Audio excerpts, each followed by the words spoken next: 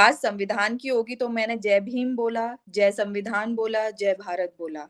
और ये चीज़ मुझे समझ नहीं आ रही है कि इस बात को लोगों ने क्यों नहीं सुना। जब मैं राम मंदिर की बात करूँगी तो मैं जय श्री राम ही करूँगी ना, कि मैं अपनी स्पीच की शुरुआत जय संविधान से करूँ। जब मैंने जी। संविधान की बात की थी तो मैंने जय संविधान, जय बाबा साहब और जय भीम बोला था। इस बार मेरी स्पीच का टॉपिक जो था उस टॉपिक से रिलेटेड बोला मैंने। और पहली बात, दूसरी बात, मैं वाल्मीकि समाज से आती हूँ और वाल्मीकि समाज के लोग श्री राम को मानते हैं। वाल्मीकि जी ने रामायण लिखी है और वाल्मीकि जी ने रामायण के माध्यम से पूरी दुनिया को श्री राम का परिचय कराया है। और मैं वो लड़की हूँ जो सभी धर्मों को मानती हूँ। तो अगर आप ये चाहते हो कि मैं हिंदू धर्म से नफरत करूं और मैं दूसरे धर्म के लोगों से का अपमान करूं या मैं उनके बारे में ना बोलूं, भाई ये हमारा देश डाइवर्सिटी है। हमारे देश में बहुत सारे त्योहारों को मनाया जाता है। हिंदू, मुस्लिम, सिख, ईसाई सब साथ में रहते हैं, तो मैं तो उसमें विश्वास रखने वाली। मैं पहला व्यक्ति हूं जिसने चंद्रशेखर आजाद से उस रोहिणी घावरे की व्हाट्सएप कॉल पर बात कराई। क्यों कराई? क्योंकि वो इस इंदौर की एक बेटी है, वाल्मीकि समाज से आती हैं। उन्होंने मुझसे ये कहा, मेरी उनसे पहली बार बात हुई, मैंने खुद फोन किया, उनका नंबर कहीं से मुझे मिला कि आपको बधाई हो, मैं भीम आर्मी से उस समय मैं जिलाध्यक्ष हुआ करता था, आपको बधाई हो, आप स्विट्जरलैंड में सरकार की स्कॉलरशिप पे, फेलोशिप पर स्विट्जरलैंड पढ़ने जा रही हैं, आपको शुभकामनाएं। उन्होंने कहा कि मुझे चंद्रशेखर से बात करना है, चंद्रशेखर भाई से बात करना है, इस भाई को बिल्कुल ध्यान में रखना आप हमेशा। उन्होंने मुझसे कहा, फिर मेरी कुछ दिन बात हुई, मैंने खुद आगे से मैसेज या कॉल किया होगा उनको, मुझे पता है अच्छे से कि भाई आपका क्या हुआ, आप विदेश जाने वाले थे, तो बोले अभी मैं नहीं गई हूं, लॉकडाउन लग गया है, फलाना ढिमाका, और भी चीजें हुई। जब वो गई, उनसे मैंने कहा कि चंद्रशेखर आजाद जी व्यस्त हैं, आपसे बात करेंगे जब भी वो फ्री होंगे। मैंने उनसे कई बार डिमांड करी कि आप ऐसा क्यों कर रहे हो, चंद्रशेखर आजाद का मुझे नंबर दे दो, मैं बात कर लूंगी। आपने चंद्रशेखर आजाद को टारगेट किया क्योंकि आपकी उस दिन से मंशा थी कि आप चंद्रशेखर आजाद को आने वाले भविष्य में बदनाम करने का प्रयास करेंगे। मैं गवाह हूं इस बात का, इसलिए मैं लाइव आ रहा हूं कि आपको बताना चाहता हूं कि आप जो कह रही हैं वो झूठ है।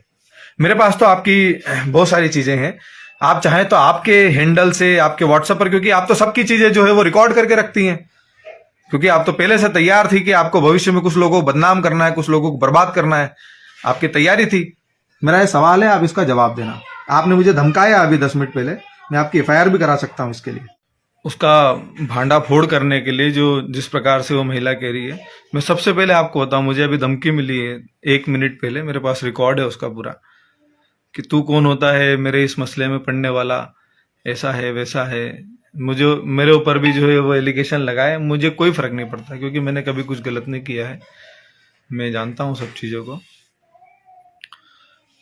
साथियों, मैं बात कर रहा हूं रोहिणी घावरी का, इंदौर की so called scholar, so called scholarship लेकर के स्विट्जरलैंड में पढ़ने वाली, और मैं पहले दिन से जानता हूं इन सभी विषयों के लिए।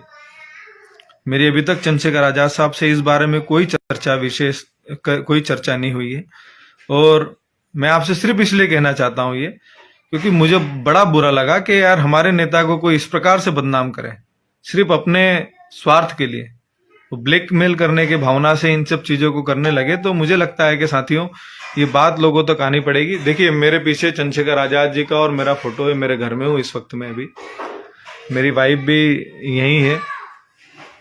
साथियों,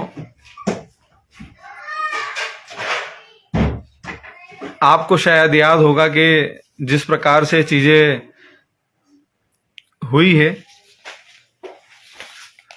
अभी कुछ समय से चंद्रशेखर आजाद के ऊपर आरोप लगाए जा रहे हैं, निराधार आरोप, सोशल मीडिया पर और मीडिया के सामने आकर के।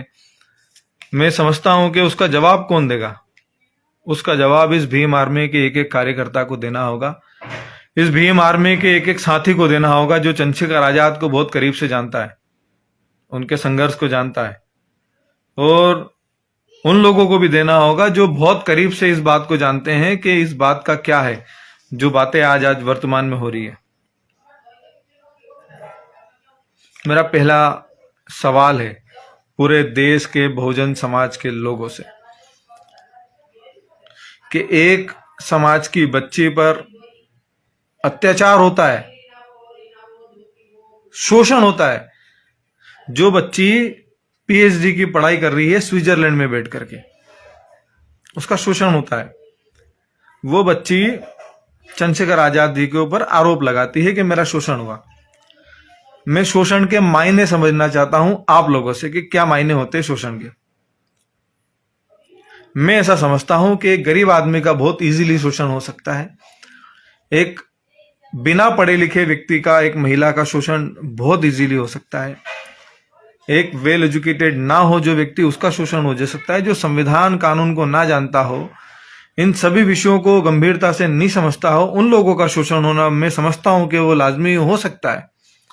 लेकिन एक अपने आप को जो कहता है कि मैं स्कॉलर हूं, मैं विदेश में जाकर के पढ़ रही हूं, मेरा फैमिली फलाना ढिमाका XYZ है, मेरा शोषण हो गया, तो मैं इसको कहता हूं कि आप झूठ बोल रही हो मेरी बहन। आप मेरी बड़ी बहन हो। अभी 1 मिनट पहले धमकी मिली, मुझे व्हाट्सएप पे ब्लॉक किया हुआ था पिछले 1 साल से, 1 डेढ़ साल से। आज मुझे अनब्लॉक किया है, मुझे कॉल आया है। उस कॉल के बाद में मुझे धमकाया गया है कि मैं तेरा ऐसा कर दूंगी, मैं तेरा वैसा कर दूंगी, मैं तेरी FIR कराऊंगी, मैं तुझे बदनाम करूंगी, मैं तुझे ऐसा कर दूंगी, वैसा करूंगी।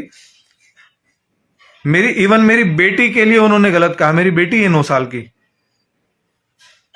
मेरी बेटी के लिए बहुत गलत शब्द कहे, और मैं बिल्कुल उसके लिए कार्रवाई करूंगा। मैं संगठन से बात करूंगा और उसके बाद मैं कार्रवाई करूंगा।